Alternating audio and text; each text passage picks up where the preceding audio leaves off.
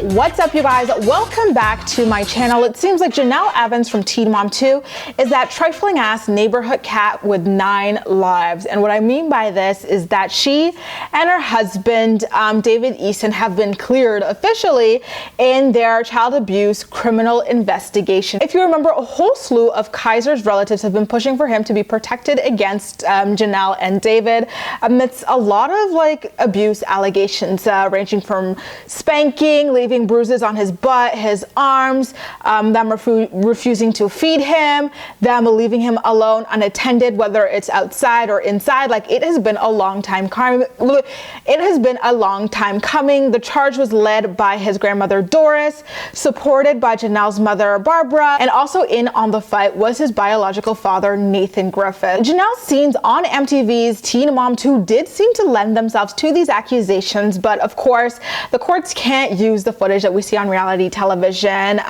though they did have their own raw videos, photos, and testimonies as well. It still turns out that Jenelle and David were clear, according to TMZ. They said that Nathan triggered the investigation by going to the police and telling him that his son Kaiser would repeatedly come home to his house with bruises that he suspected were from David Eason. Social workers from the Department of Social Services visited Jenelle's home late last month and determined that there was no abuse. Social workers from their local department did go to the house and investigate the claims, but they claimed that there was no proof that the bruises were from David, though it's not really known what they're saying the bruises came from.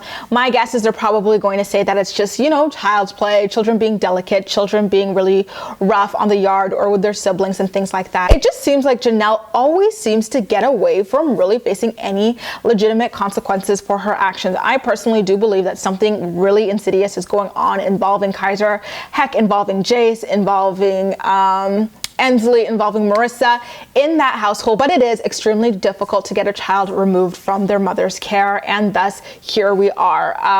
Hopefully the investigation scared Jenelle and David enough to stop whatever it is that they're doing now that there's a huge lens on them within their local social services and police as well. But also on a global scale, this was heavily covered both in indie media and in mainstream media as well. One false move and they are absolutely busted.